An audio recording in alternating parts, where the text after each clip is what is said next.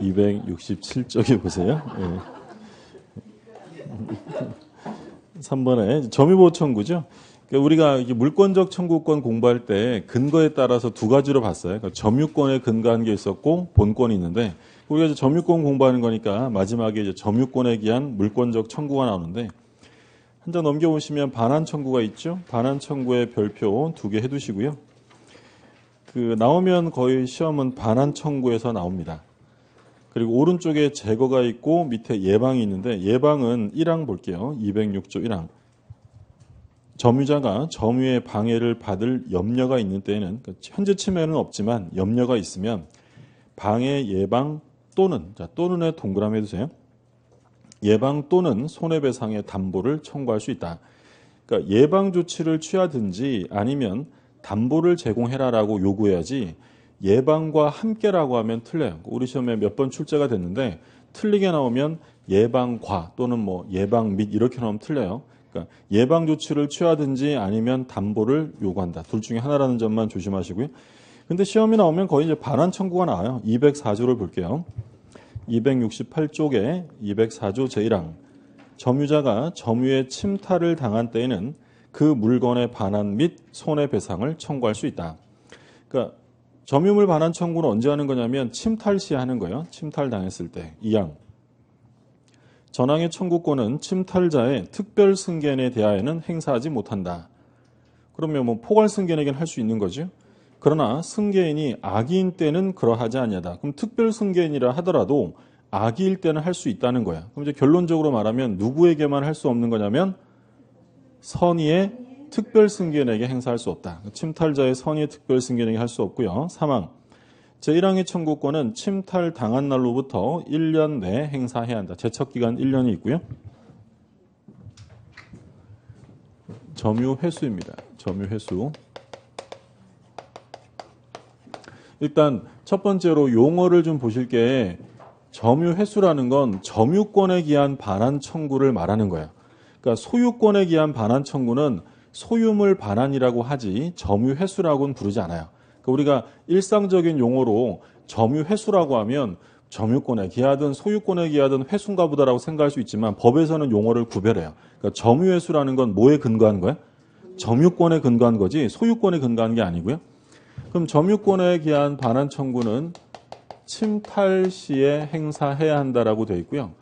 두 번째는 침탈자의 선의의 특별 승계인에게는 행사할 수 없다.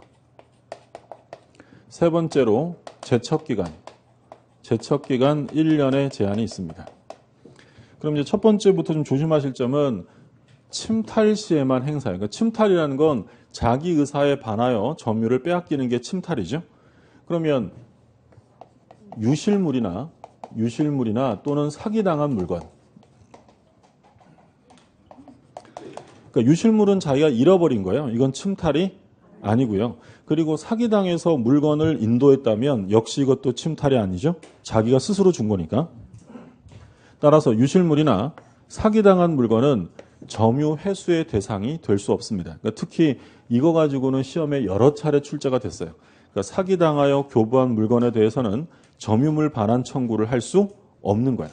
침탈이 아니기 때문에. 그러면 이와 관련해서 간접 점유가 성립이 되어 있다. 그러면 간접 점유가 되어 있다면 침탈의 기준이 되는 사람이 직접 점유자냐 간접 점유자가 문제인데 우리 판례는 누구라고 보냐면 직접 점유자를 기준으로 한다라는 것이 판례 입장이에요. 그러니까 예를 들어 이런 거죠. 갑이라는 사람이 을한테 목적물을 빌려주었다. 그럼 을이 직접 점유자고 빌려준 갑은 간접 점유자예요. 근데 을이 이거를 병이라는 사람에게 스스로 임의로 양도해 주었대요.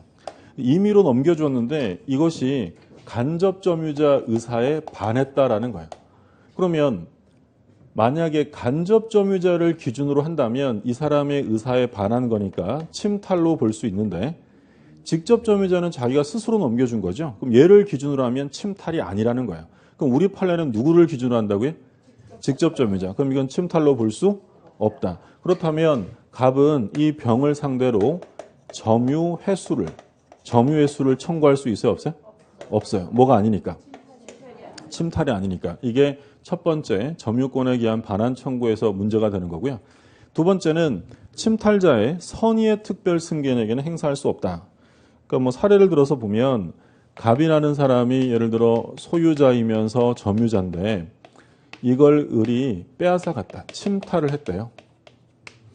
근데 침탈한 물건을 병한테 넘겨주게 되었다. 근데 이제 넘겨주게 된 것이 만약에 병이 이 침탈물을 돈 내고 샀어요. 그러면 특별 승계예요? 포괄 승계예요? 특별 승계죠. 특정 승계랑 같은 말로 생각하시면 돼요. 그러면 돈 내고 샀다면 특별 승계인이 되는 것이고 만약에 을이 사망해서 상속을 받았다면 포괄 승계인이 되겠죠. 근데 얘가 뭐 돈 내고 사거나 또는 뭐 증여를 받을 때 이 목적물이 침탈물이라는 걸 모르고 받았을 수도 있고요. 알고 샀을 수도 있어요. 그러면 이 갑이 이 병한테 점유권에 기한 반환을 청구합니다. 그러니까 점유권에 기한 반환 청구는 현재 점유자에게 하는 건데 이 병이라는 사람이 만약에 이것이 침탈물인 걸 모르고 샀다면 점유권에 기해서 반환 청구할 수 없다라는 거예요. 그러면 악의 특별 승계인이나 포괄 승계인에게는 점유권에 기해서 반환 청구할 수 있는 거예요. 누구에게만 못한다고요? 선의의 특별. 그러면 선의의 특별 승계인이 정한테 넘겼는데 얘는 악이에요. 그러면 이 갑이 정에게 점유권에 기한 반환 청구할 수 있어요? 없어요? 없죠. 이미 앞 사람이 뭐예요? 선의의 특별 승계니까 뒷사람은 악의자라 하더라도 대상이 되지 않습니다. 그래서 두 번째는 누구한테 못한다고 했냐면 선의의 특별 승계인에게 행사할 수 없다. 그 다음에 세 번째는 제척기간이 1년이에요. 그러니까 이건 1년 안에 제기를 해야 되는데 중요한 것은 요 1년이 출소기간이에요. 출소기간. 그러니까 1년 안에 소장을 제출해야 한다는 거죠. 그러니까 실체법상으로 행사하면 충분한 게 아니라 1년 안에 소재기까지 해야만 한다. 그러니까 우리 시험 범위에서 제척기간이 출소기간이다라고 하면서 나오는 거는 점유물 반환 청구랑 점유물 방해 제거, 그러니까 점유보호 청구밖에 없어요. 그러니까 나머지 제척기간은 출소기간이 아니라는 거예요. 아니라는 거예요. 우리 취소권 공부했잖아요. 취소권은 제척기간이 있었죠. 법률행위 한 날로부터 10년, 추인할 수 있는 날로부터 3년 안에 하는 거예요. 그러면 요 취소권의 행사 기간은 그 기간 안에 소송 제기해야 돼요? 안 해도 돼요? 안 해도 돼요. 실체법상으로 하면 되는 거예요. 또 우리 이제 계약법에 가면 담보 책임 공부할 거예요. 하자가 있는 걸 샀으면 담보 책임 물을 수 있다고 했죠. 이때 권리하자는 1년, 목적물의 하자, 물건의 하자는 6개월 안에 물어야 되는데 출소기간일까요? 아닐까요? 나중에 공부하겠지만 아니라는 거예요. 그러니까 출소기간은 딱 여기서만 나요. 점유권에 기한 반환이랑 점유권에 기한 방해 제거에서만 나오니까 조심하시고요. 교재 한번 볼게요. 청구권자 나와 있고 그 니은의 침탈 나와 있죠. 그래서 둘째 줄 가운데 자신이 스스로 교부해 주거나 잃어버린 물건에 대해서는 점유물 반환 청구할 수 없다.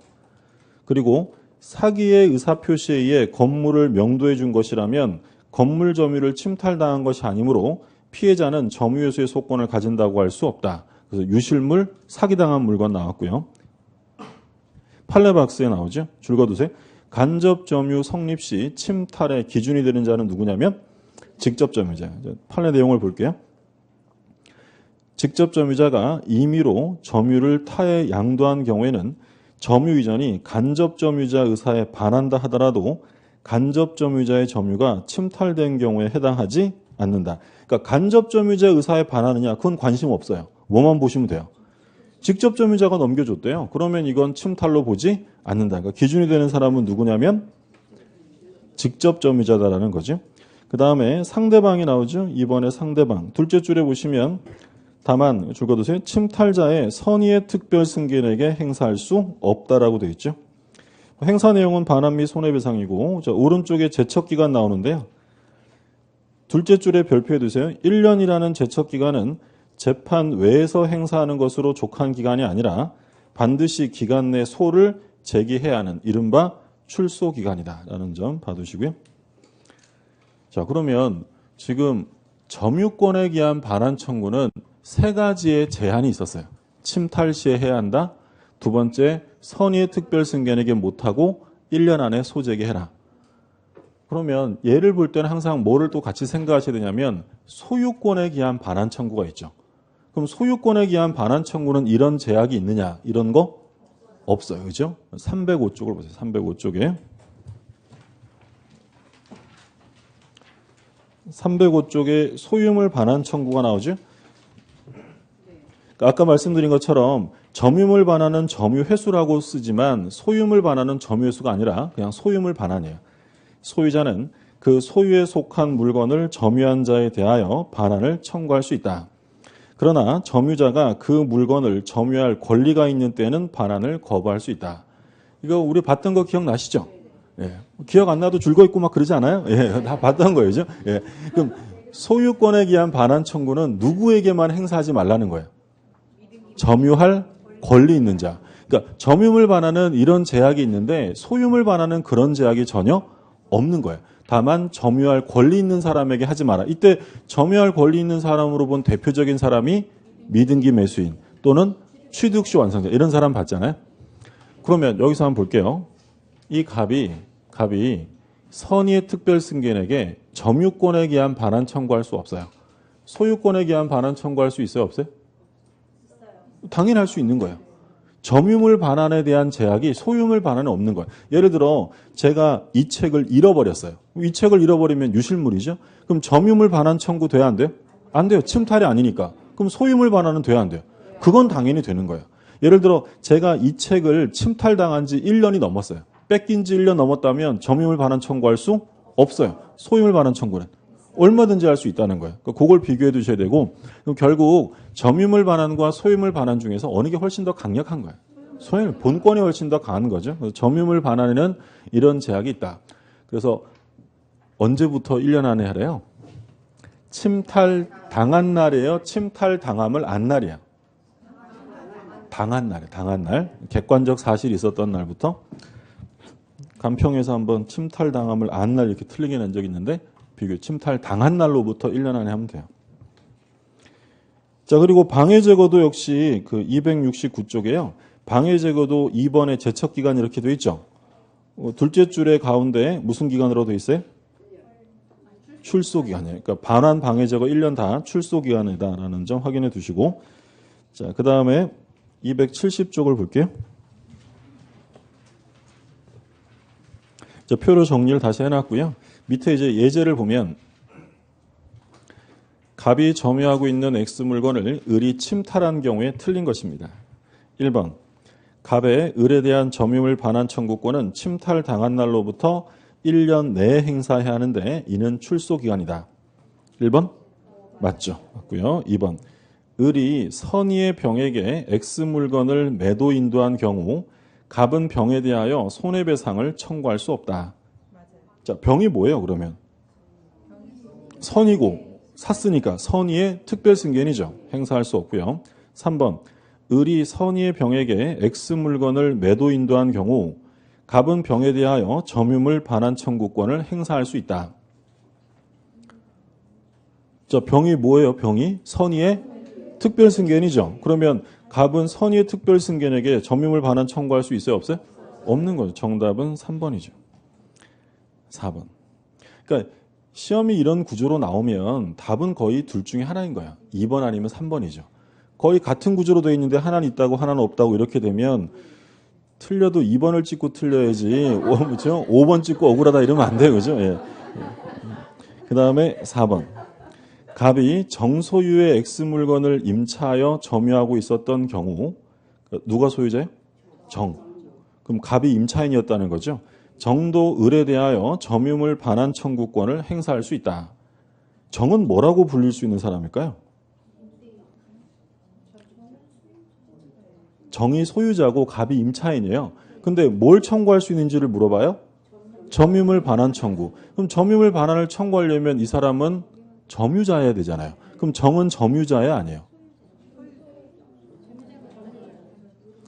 자, 정이 갑에게 빌려줬잖아요. 갑은 임차인, 정은 임대인이에요. 그러면 간접 점유자죠. 아까 우리가 그림으로 봤잖아요. 사람 이름만 달라진 거고 간접 점유자도 점유자니까 점유보호 청구의 주체가 될 수 있다라는 질문이죠. 그 다음에 5번. 만일 갑이 을의 사기로 인하여 점유를 을에게 인도한 경우 을에 대하여 점유물 반환을 청구할 수 없다. 사기로 넘긴 거니까 뭐가 아니에요. 침탈이 아닌 거죠. 침탈이 아닌 거고 답은 3번이 되겠고요. 그 다음에 점유의 소와 본권의 소. 자, 이건 뭐 조문만 보시면 돼요. 1항 점유권에 기인한 소와 본권에 기인한 소는 서로 영향을 미치지 아니한다. 그러니까 우리가 앞에서 공부한 것처럼 점유권과 본권은 하나예요, 별개예요? 별개죠. 그러니까 서로 영향을 미칠 수 없다. 그래서 점유에 관한 소송을 제기했다가 패소하면 다시 본권에 관한 소송을 제기할 수 있다라고 했고요. 같은 게 아니라 다른 거니까. 그러면 점유권에 기한 소와 본권에 기한 소를 동시에 제기할 수도 있는 거예요. 서로 별개이기 때문에. 그게 이제 1번의 의미고 2항을 보면 점유권에 기인한 소는 본권에 관한 이유로 재판하지 못한다. 점유권에 기인한 소는 뭐 가지고 재판해야 돼요? 점유권 가지고 재판해야지 본권 가지고 재판해서는 안 된다. 그럼 결국 1, 2항 다 점유권과 본권 하나가 아니라 별개다. 예를 들어서 제가 이 책을 훔쳤어요. 이 책을 훔쳐가지고 들고 다니다가 누가 제 책을 또 훔쳐갔어요. 제 책은 아니죠. 훔친 책을 또 훔쳐갔어요. 그러면 제가 그 사람을 상대로 점유권에 기한 반환 소송을 제기합니다. 근데 법원이 봤더니 도둑이 좀 점유권에 기한 반환 소송을 제기한 거예요. 그러면 기각시켜야 돼요? 원고 승소해야 돼요? 원고 승소하라는 거예요. 제가 소유권에 기한 게 아니라 뭐에 기한 걸 제기한 거예요? 점유권에 기한 소송을 제기했으면 법원은 저한테 점유권이 있는지 없는지만 조사하면 되지 저한테 본권이 있는지 가지고 재판해서는 안 된다는 거예요. 무슨 말인지 되셨어요? 네. 별개 문제라는 점 그것만 봐두시고 그 다음 페이지 자력구조 나오는데 뭐 중요하지 않고요. 273쪽에 그 판례박스가 있는데 자력구조의 시간적 한계 이렇게 되어 있죠. 파란 글씨만 보세요. 점유자가 침탈 사실을 알고 모르고 하는 관계없이 침탈당한 후 상당한 시간이 흘렀다면 자력탈환권 행사할 수 없다. 아까 자력구제 얘기할 때 최소한의 요건이 있었죠. 침해 현재성이에요. 침해가 현재 있어야지 침해가 끝났다라고 하면 자력구제권을 행사할 수 없다라는 거죠. 그것만 확인하시고요. 준점유는 안 보셔도 됩니다. 점유권이 끝났고요.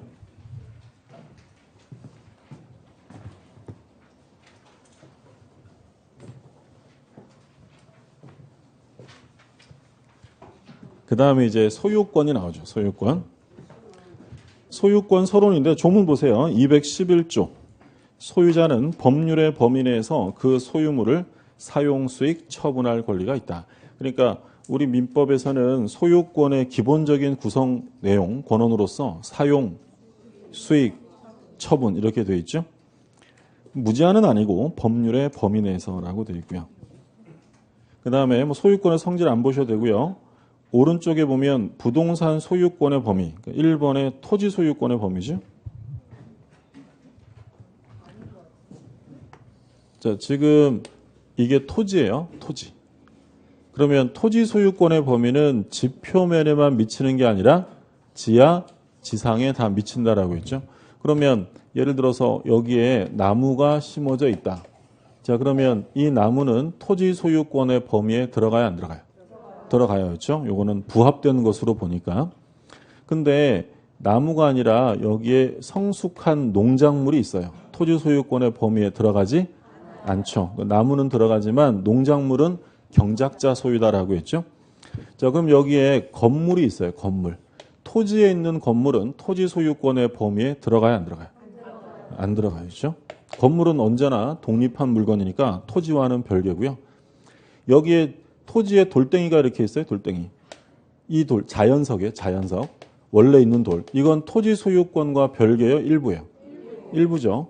근데 여기에 자연석이 아니라 인공적으로 조각한 석불이 있다. 자, 석불은 토지 소유권의 범위에 들어가지 않는다라고 했어요. 물론 나무의 경우에도 별개로 만들 수 있죠. 둘 중에 하나. 등기하거나 명인 방법 갖추거나. 자, 그러면 이 토지 밑에 천연 지하 동굴이 있어요.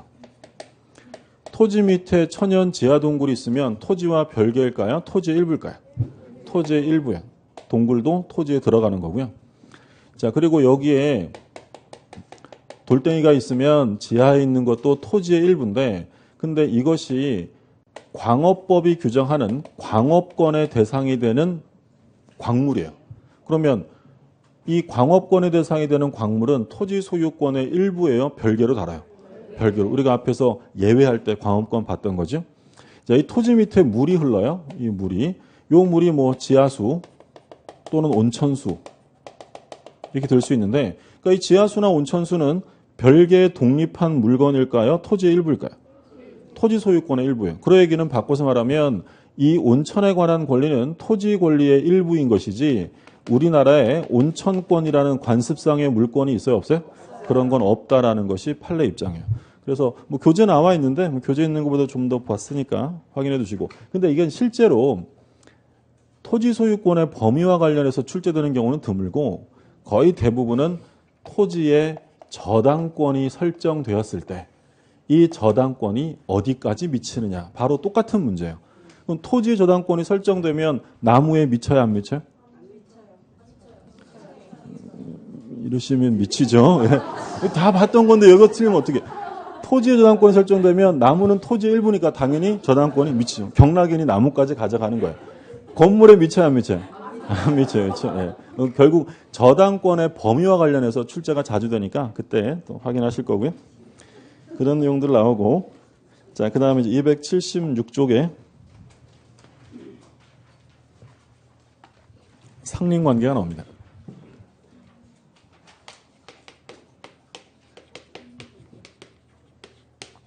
상린관계라는 건 뭐 이건 서로 상자, 이웃린자예요. 서로 이웃하는 관계예요. 그러니까 서로 이웃하는 관계니까 법률 규정은 대체로 어떻게 지내라고 돼 있겠어요? 잘 지내라. 그 내용이 전부예요, 사실은. 그러면 예를 들어서 이거예요. 갑이라는 사람이 이 부동산의 소유자고 이게 이제 이 땅은 을이 소유자예요. 그러면 서로 이렇게 소유하고 있으면 살다 보면 이웃을 조금 침해하는 경우도 있겠죠.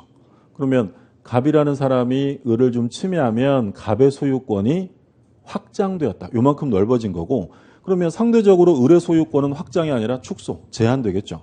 근데 살다 보면 을이 조금 침해할 수도 있는 거예요. 그럼 을의 소유권이 확장되고 갑의 소유권이 제한돼요. 그래서 상린관계라는 건 소유권의 확장과 제한을 가져온다라고 하는데, 근데 원래 상린관계는 소유권의 내용으로 시작된 게 원칙이에요. 근데 오늘날에는 소유권에 한정하는 건 아니고요. 지상권, 전세권, 그리고 법률의 규정은 없지만 임차권자들끼리도 다 인정이 돼요. 그러니까 꼭 얘네들이 소유자일 때만 이 관계 규율을 적용받는 게 아니라 지상권자든 전세권자든지 간에 사용하는 사람이면 이 상린관계에 관한 규정을 적용받게 된다는 거죠. 교재를 한번 보시면 276쪽에 2번에 적용범위 있죠. 거기 줄 거두세요. 상린관계는 인접하는 토지 상호 간의 이용을 조절하는 것이므로 그 규정은 지상권, 전세권에 준용된다. 부동산의 임대차에 관하여는 명문의 규정이 없으나 이용 조절이 필요하니까 유추 적용합니다. 그래서 소유자에게만 적용되는 게 아니라 이용권자라면 상린관계 규율을 다 받아요. 밑에 뭐 비교표는 지금 안 보셔도 되고, 오른쪽에 인지사용 청구권이야. 그러니까 인접해 있다. 인자고 땅이죠. 인접한 토지를 사용해달라는 건데, 자, 조문 1항을 볼게요. 토지 소유자는 경계나 그 근방에서 담 또는 건물을 축조하거나 수선하기 위하여 필요한 범위 내에서 이웃 토지의 사용을 청구할 수 있다. 그러나 이웃 사람의 승낙이 없으면 그 주거에 들어가지 못한다. 이항 대가 지급은 해야죠. 보상 청구할 수 있고. 동그라미 2번에 줄 거두세요. 이웃 토지 사용에 대하여 이웃 사람의 승낙을 얻지 못하면 법원의 판결로 승낙에 가름할 수 있다. 근데 주거 출입에 대해서는 이웃 사람이 거절하면 판결로 가름할 수 없고요. 반드시 승낙을 얻어야 됩니다. 그러니까 이 을이 요 경계선 부근을 건축하다 보니 갑의 땅의 사용이 필수적이 된 거예요. 그러면 을이 갑한테 당신 땅 좀 쓰게 해주세요라는 걸 지금 뭐라고 부른 거예요? 인접한 땅 좀 쓰게 해줘. 인지사용 청구권이에요. 근데 을이 사용코자 하는 이 부동산이 그냥 일반 토지, 일반 대지인 경우와 이게 주거인 경우로 나누는 거예요. 만약에 을이 사용코자 하는 게 일반 토지였어요. 그런데 이 갑이 안 돼라고 승낙을 안 해줍니다. 승낙을 안 해주면 어떻게 하라고요? 법원의 판결을 받아서 사용할 수 있다는 거야. 판결로 대체할 수 있고요.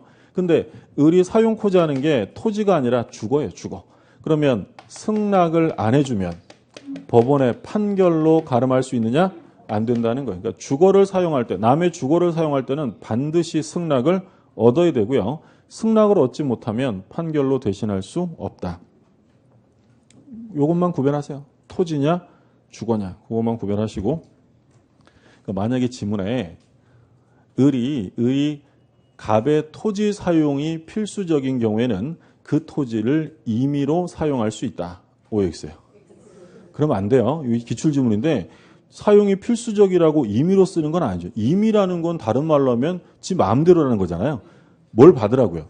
승낙을 받아야 되고, 승낙 안 해주면 판결이라도 받아야지 임의로 사용할 수 있는 건 아닙니다. 자, 생활방해 금지 안 보셔도 되고요. 다음 페이지 수도 등의 시설권. 이것도 뭐 참고사항입니다. 근데 참고사항인데 판례가 좀 새로 나온 게 있으니까 하나만 좀 볼게요. 동그라미 2번에 수도 등 시설권은 법정의 요건을 갖추면 당연히 인정되는 것이고, 시설권에 근거하여 수도 등 시설 공사를 시행하기 위해 따로 수도 등이 통과하는 토지 소유자의 동의나 승낙을 받아야 하는 것은 아니다. 그게 핵심이에요.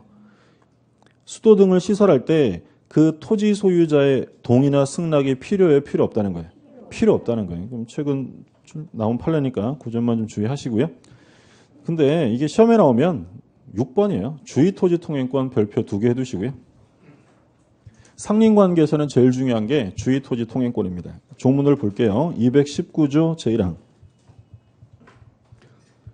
어느 토지와 공로 사이에 그 토지의 용도에 필요한 통로가 없는 경우에 그 토지 소유자는 주위의 토지를 통행 또는 통로로 하지 아니하면 공로에 출입할 수 없거나, 그러니까 여기까지 줄여서 말하면 자기 땅이 전부 다 포위되어 있다는 거야. 막혀 있다는 거죠.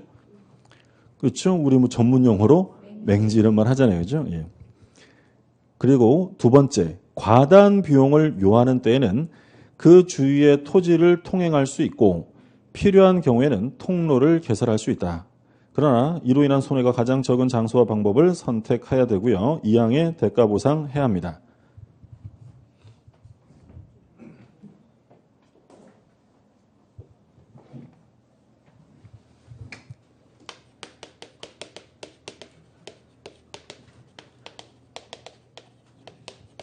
그러니까 이제 이렇게 길이 나 있어요. 공로가 나 있고, 이게 갑의 땅이고요. 이게 을의 땅이에요. 근데 지금 을의 땅의 상황이 어떠냐면 이 공로로 나가기 위해서는 반드시 갑의 땅을 써야 되고요. 다른 땅은 다 막혀 있다. 포위된 토지예요. 포위된 토지. 두 번째, 을이 길을 내기 위해서는 너무 과다한 비용이 드는 경우다. 자, 지금 주의토지통행권이 인정되는 경우는 딱 두 가지예요. 딱 두 가지. 자기 땅이 포위되어 있거나, 두 번째, 과다한 비용을 요하는 거. 이 두 가지 경우에만 주의토지통행권이 인정돼요. 만약에 지문에 주의토지통행권은 을의 토지가 포위되어 있는 경우에만 인정한다라고 하면 틀려요. 언제도 인정한다고요? 과다한 비용을 요할 때도 인정이 돼요. 그럼 이런 경우에는 을이 당신 땅을 좀 통로로 다닙시다라고 을이 통행권을 주장할 수 있는데, 그걸 뭐라고 하냐면 주의토지통행권이다라고 불러요. 그래서 을은 필요하면 통로를 개설할 수도 있습니다. 통로를 개설할 수 있고요. 그리고 이 사람의 통행함에 있어서 방해가 되는 게 있으면 철거해달라고 청구할 수도 있어요. 그럼 비용은요, 이거 이제 길 내고 이제 통로 개설하고 다니고 유지 관리하는 비용은 누가 부담할까요? 을이. 당연히 자기가 다니는 거니까 통행권자 을이 비용 부담합니다. 통행권자가 부담을 한다. 일단 어떤 건지 개념은 잡히셨죠? 막혀 있으면 남의 땅을 통행해서 다니게 해달라고 주장할 수 있어요. 그러면 이 경우에 갑은 거절할 수 있어요, 없어요? 당신 땅 좀 다니게 해줘 이러면 갑은 거절할 수 있어요, 없어요? 거절하면 안 되는 거예요. 그러니까 원래는 다른 사람이 내 땅 다니겠다 이러면 거절할 수 있어요, 없어요? 당연히 있죠, 원래는. 근데 이건 왜 거절하면 안 되는 거예요? 둘이 이웃이니까. 그러니까 상린관계라는 것은 서로 이웃하고 있기 때문에 권리를 제한하는 거예요. 원래는 내 땅을 왜 다녀? 싫어. 이렇게 거절할 수 있지만 이런 요건이 갖춰졌다라고 하면 을이 갑에게 통행권을 주장하면 갑은 응해줘야 되고요. 갑이 절대 안 돼. 바리케이트 치고 다 막아버렸어요. 그럼 을은 갑에게 주의토지 통행권 확인의 소를 제기해가지고 판결로 다니면 되는 거예요. 그러니까 원칙적으로 이건 지금 계약으로 만들어지는 권리예요? 아니면 법률이 정하는 거예요? 그렇죠. 이런 거 등기 같은 것도 안 하는 거예요. 그렇죠? 그래서 이런 경우에 인정이 되는 거고요. 그러면 이 주의토지 통행권의 권리가 배타적 권리에 해당하느냐?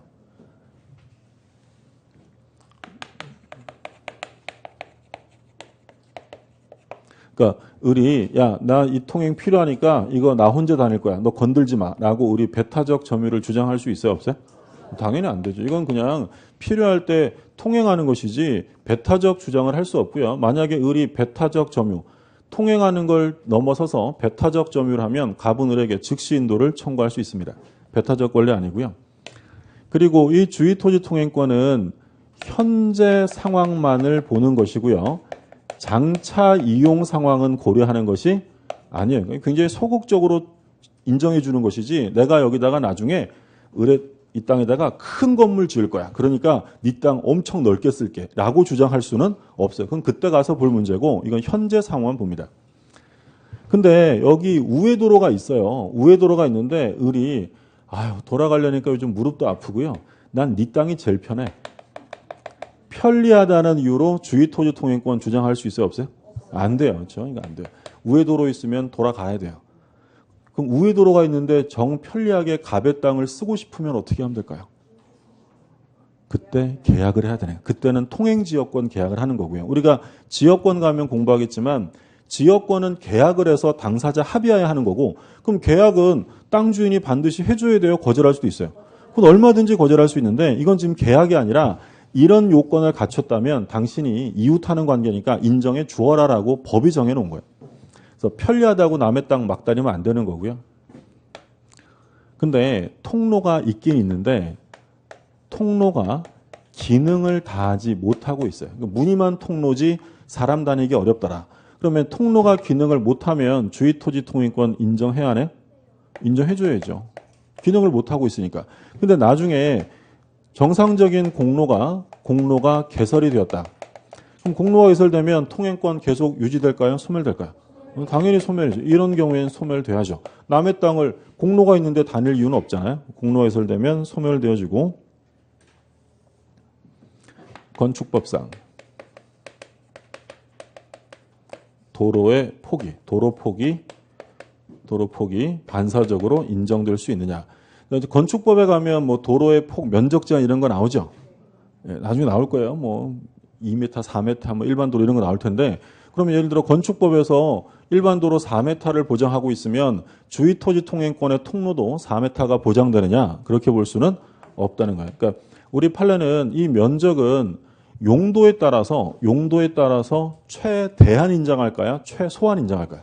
최소한 인정하는 거예요. 그러니까 사람만 다니면 되는 길이면 좁게 인정하는 거고요.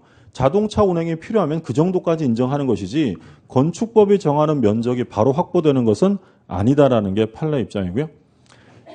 공짜로 다녀요? 대가 지급해야 돼요. 대가 지급해야죠. 이건 무상이 아니라 유상이에요. 유상.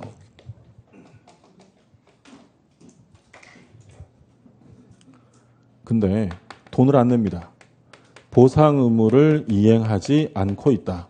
그러면 통행권이 소멸되느냐라고 하면 소멸되지는 않아요. 돈 안 낸다고 못 다니게 할 수는 없잖아요. 그럼 보상을 안 하면 이건 손해배상의 문제가 되는 것이지 통행권 자체가 소멸되지는 않는다라고 보는 것이 판례 입장이에요. 자, 누구한테 돈 달라고 해야 돼요? 을한테. 얘가 통행권자잖아요. 통행권자에게 돈을 받아야 되고요. 만약에 병이라는 사람이 통행권자의 승낙을 얻어 사실상 통행했다면 이 병에게 또 다른 보상을 요구할 수 있느냐. 우리 판례는 이자에게 또 다른 보상을 요구할 수는 없다라고요. 누구에게 받으라고요? 통행권자에게 받아야 돼요. 자, 또 하나 볼게요. A가 을에게 명의신탁을 한 거예요. 명의신탁. 그럼 얘가 신탁자고 얘가 수탁자죠. 그러면 이 명의신탁자에게 주의토지통행권을 인정할까요? 필요 없을까요? 이 명의신탁을 해서 수탁자가 이거 지금 점유하고 있잖아요. 얘한테 인정해 줄 필요가 없죠. 얘는 통행하는 사람도 아니고요. 대외적 소유자도 아니기 때문에 명의신탁자에게는 주의토지통행권이 인정되지 않는다라는 게 판례 입장이에요. 그리고 이 토지가 일반 토지가 아니라 행정재산에 해당이 되는 경우에도 인정이 된다라는 게 판례. 우리 이제 국유재산 하면 행정재산이 있고 뭐가 있어요? 일반 재산이 있죠. 국가 소유자가 국이에요. 나라인데 그러니까 일반 재산이라는 건 소유자는 국가지만 이건 개인 재산과 마찬가지로 자유롭게 처분할 수 있는 재산이에요. 옛날에는 그것을 잡종재산이라고 불렀어요. 잡종재산 많이 들어보셨죠? 안 들어보셨어요? 안 들어보셨을 수도 있죠. 잡종재산이라고 불렸던 건데 어감이 잡종 이러니까 별로 안 좋잖아요. 그래서 이제 국유재산법을 개정해서 이제 일반 재산이라고 이름을 바꾼 거예요. 그럼 일반 재산은 소유자는 국가 거지만 처분할 수 있어요, 없어요? 있는 거고요. 근데 행정재산이라는 것은 국가 재산이면서 현재 공용에 쓰이고 있는 재산을 행정재산이라고 불러요. 이건 무슨 말인지 구별되세요? 예, 뭐 민법에서는 그런 거 중요하지 않아요. 그러니까 공법에서 공부하실 거고, 그러니까 이게 설령 행정재산이라 하더라도 을의 토지가 포위되어 있다라고 하면 통행권 주장할 수 있다라는 것이 판례 입장이에요. 자, 이게 주의토지통행권의 일반 원칙입니다. 그런데 이 유상의 통행권이 무상으로 바뀌는 경우가 있어요. 공짜로 다닐 수도 있는 거죠. 자, 220조를 보세요. 278쪽에 220조. 제목이 두 가지가 나왔죠. 분할, 일부 양도. 분할이나 일부 양도로 인한 경우에는 무상이 된다. 자, 동그라미 1항을 볼게요. 분할로 인하여 공로에 통하지 못하는 토지가 있는 때에는 그 토지 소유자는 공로에 출입하기 위하여 다른 분할자의 토지를 통행할 수 있다. 이 경우에는 보상 의무가 없다. 어떤 경우라고요? 분할. 그다음에 2항. 전항의 규정은 토지 소유자가 그 토지의 일부를 양도한 경우에 준용한다. 그러니까 일부 양도의 경우에도 무상이다라는 거죠.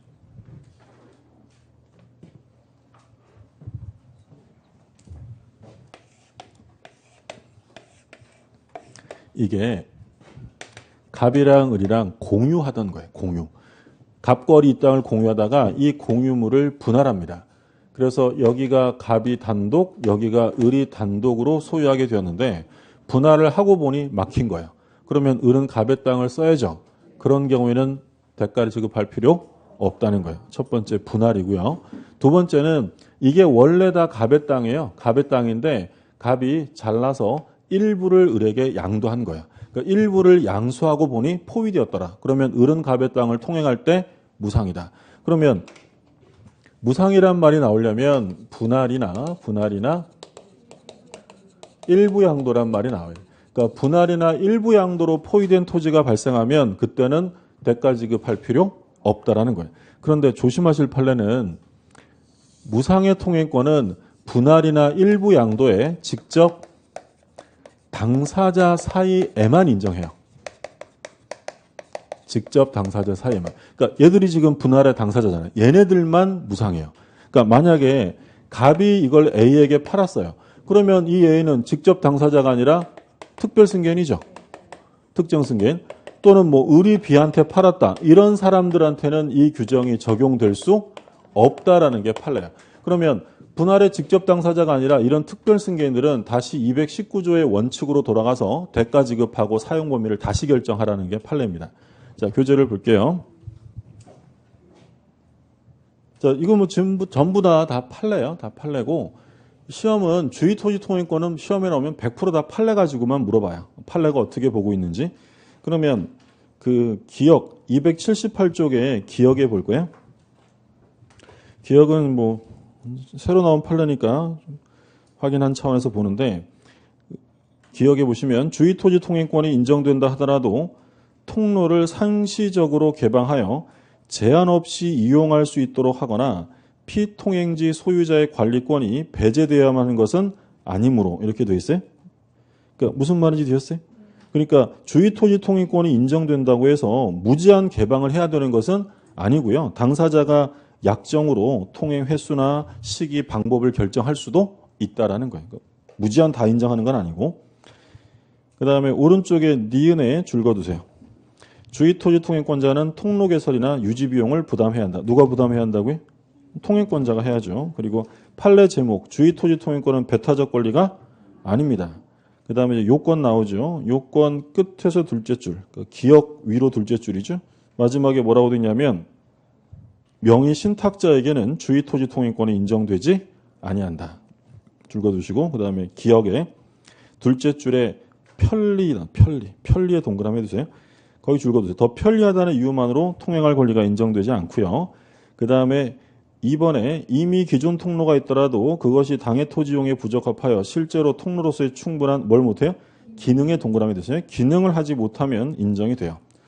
편리하다고 안 되고요. 기능을 못하면 인정하고 그 다음 3번의 인정 범위인데 기억에 현재 동그라미 되죠. 현재 토지이용법에 따른 이용 범위에서 인정되는 것이지 더 나아가 장차의 이용 상황까지 장차, 현재랑 장차는 구별해 두세요. 현재를 보는 거지 장차 이용 상황을 보지는 않습니다. 그 다음에 니은 둘째 줄 가운데 줄 그어두세요. 건축법에서 정하는 도로 폭이나 면적 등과 일치하는 통행권이 바로 생긴다고 할 수 없다라고 했고요. 자, 다음 페이지 디귿 셋째 줄에 줄 그어두세요. 통행로를 변경할 수 있다. 그러니까 이용 상황이 달라지면 한 번 정해진 통행권은 영원히 고착되는 것이 아니라 변경할 수 있어요. 그 다음에 리을 필요하면 마지막에 첫째 줄 마지막에 중줄 그어두세요. 통로를 개설할 수 있다. 통행권자가 통로 개설할 수 있다고 했고요. 그 다음에 미음에 보면 포위된 토지가 공로에 접하게 된 경우에는 특단의 사정이 없는 한 종전의 통행권은 소멸한다. 공로가 개설된 거죠. 그러면 통행권은 소멸하고요. 그 다음에 비읍 행정재산에도 인정한다라고 했어요. 그 다음에 시옷 통행권의 본래적 기능 발휘를 위해서 통행에 방해가 되는 담장과 같은 축조물도 통행권 행사에 의하여 철거돼야 한다. 이 얘기하는 거예요. 방해가 되는 게 있으면 뭘 청구할 수 있다고요? 철거하라 라고 청구할 수 있습니다. 그 다음에 이제 원칙은 유상이다라고 되어 있고 그 기역에 둘째 줄에 줄 그어두세요. 기역의 둘째 줄 마지막에 다만 통행권자가 보상 의무를 이행하지 않더라도 손해배상 책임 문제가 생길 뿐이지 통행권이 소멸하는 것은 아니다라고 있고요. 그 다음에 니은 주의 토지 통행권은 통행권자로 하여금 통행지 소유자의 손해를 보상하도록 규정하고 있는 것이므로 자, 그 다음에 줄 그어두세요. 통행권자의 허락을 얻어 사실상 통행하고 있는 자에게 손해보상을 청구할 수 없다. 예죠, 예. 통행권자의 승낙을 얻어 사실상 통행하는 사람에게 보상해달라고 요구할 수 없다라는 점이고요. 그 다음에 디귿은 안 보셔도 되고요. 그 다음에 이제 예외 무상의 통행권이죠. 기억에 토지의 분할에 동그라미 하시고 또는 뭐가 나와요? 일부 양도. 분할하고 일부 양도에 동그라미 하시면 돼요. 근데 니은의 넷째 줄에 별표하고 줄 그어두세요. 니은의 넷째 줄 직접 분할자 또는 일부 양도에 누구한테만 인정이 돼? 당사자 사이에만 적용되고 포위된 토지 또는 피통행지의 특정 승인에게 적용되지 않습니다. 그래서 분할이나 일부 양도가 나오면 무상. 자, 문제 좀 보고 쉴게요. 틀린 것입니다. 1번. 주의 토지 통행권은 토지와 공로 사이에 기존의 통로가 있더라도 그것이 토지용에 부적합하여 실제로 통로로서의 충분한 기능을 하지 못하는 경우에 인정된다. 어떤 단어가 눈에 들어와야 돼? 기능을 못하네. 기능을 못하면 인정해야 돼요. 그 다음에 2번. 주의 토지 통행권의 범위를 장차 건립될 아파트 건축을 위한 이용 상황까지 미리 대비하여 정할 수 있다. 틀렸죠? 장차 안 돼요. 현재 상황을 봅니다. 정답 2번이고 3번. 주의 토지 통행권이 인정되는 경우 통로 개설 비용은 누가 부담하냐면 통행권자 맞고요. 4번. 통행지 소유자가 주의 토지 통행권에 의한 통행에 방해가 되는 축조물을 설치한 경우 주의 토지 통행권 본래적 기능 발휘를 위하여 통행지 소유자가 철거물을 부담한다. 철거시킬 수 있다고 했죠. 그 다음에 5번. 주의 토지 통행권 성립에는 등기가 없죠. 등기라는 거 없습니다. 좀 쉬었다가 보시죠.